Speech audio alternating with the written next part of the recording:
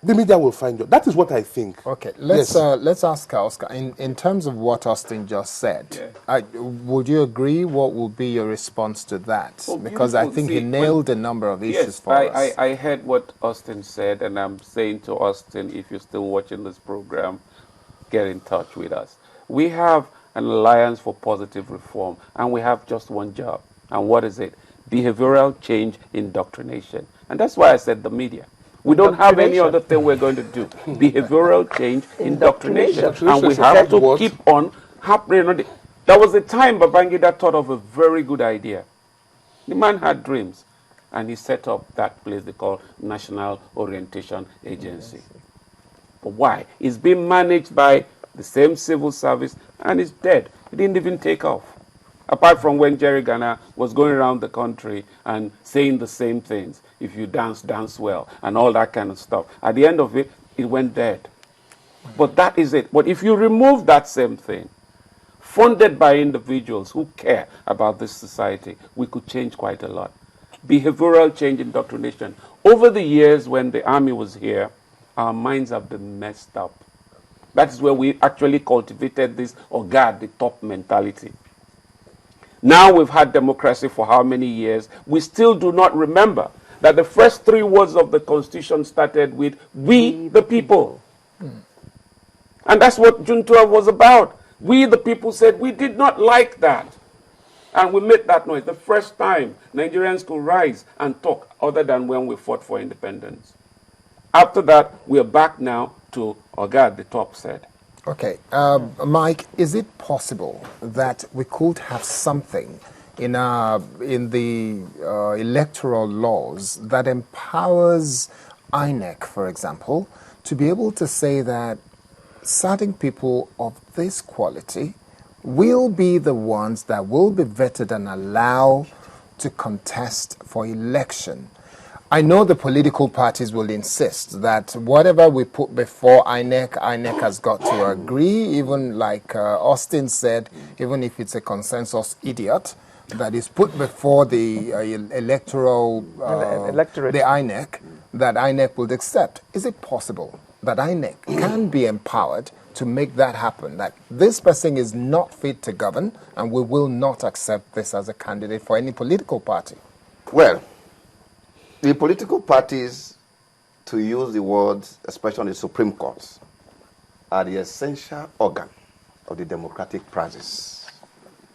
God forbid that a day will come that an umpire will now decide for a political party who should contest an election, because it will mean that the umpire itself will also have to go out and campaign for the chosen candidate for the political party. However, and this, however, is very significant. Under the Constitution, the Electoral Act, as it is today, the key to complementing what you have said, change in attitude, is the primary process, nomination process.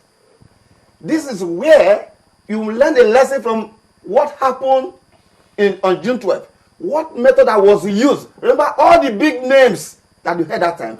It was option A4 that eliminated them. Because the option A4 must be done from your words. From your words up to the highest level. So popular candidates that are known were able to come out. Remember that time, I don't want to mention the big names that they all feel. That was how Abiola came up. Yeah. So nomination process is key.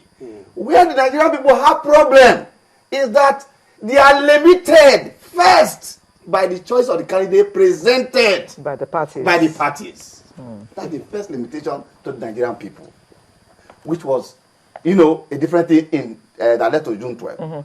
2, the job of INEC. You recall Section 87, subsection 9.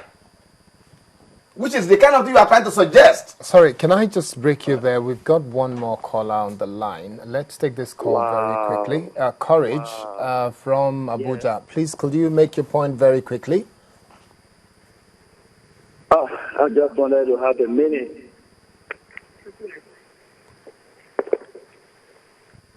Courage, are you still there? Could you make a point very quickly? Yes, please, go ahead. Hello? Please go ahead, make your point Yeah, I could very hear you. quickly. My name is Collins. I'm calling from FCT. Okay. Yeah, I'm actually interested about the topic we are debating this morning. Go Could ahead, you make hear your me? point. All right. Hello? Please go ahead, make your point, Courage. Is that right? I really want to advise us to put the issue of June 12 aside and concentrate on nation building. Nigeria is a nation where ethnicity has really caused our own development. We should learn to know that Nigeria has passed time when we should be talking about the Igbo, Hausa, or the Yoruba. We should have a change of heart and focus on what we can do for the nation. Hello, could you hear me, please? Loud and clear. That's all right. Secondly, we should understand that the problem of Nigeria started from the days of the 1914. You could imagine a nation of... Oh, we just lost him there. Okay. Maybe very quickly then, you want to make a point because he seems to be implying that June 12 is about ethnicity. So for that reason, we should put it No, I aside. think I want to say that he broke the barrier I of don't think he said ethnicity. it's about ethnicity. Yes. Okay. All right. Maybe So fundamentally, we're talking about June 12.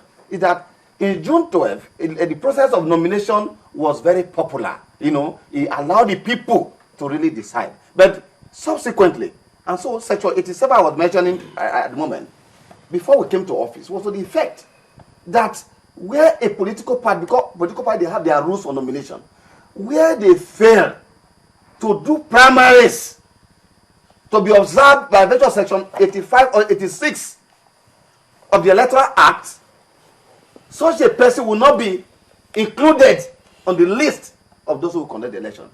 But that amendment, that section have been amended. Now, talking about plurality effect, I was here and I told people that regrettably, our politics lacks intellectualism. It has no cerebral content at all. Otherwise, those who are in politics should have known the works of Duvenger way back in 1950 about plurality effect in politics. When you talk about the ideal, two political parties, many political parties. You know, Duvenger said, look, in the US, in the UK, you have so many. But when they realize that the more you are, the dominant ones will continue to win. Mm-hmm. And so, it is when you come together. So the beauty of June 12 was that we had only two political parties, so it was easy to see the programs, to see all of them. And so to cue from that, for what Ossie said, the broad outline of the 21st century, it is clear. I know that no one of us here will see the end of the century because a century is 100 years. Nobody is above less than 30 or 40 years right here. So we are not going to see the turn of the 21st century. But the fact is that the broad outline of the 21st century is clear that it offers opportunity for people who can live together, who can work together, who can develop new ties that will bind them together for common good.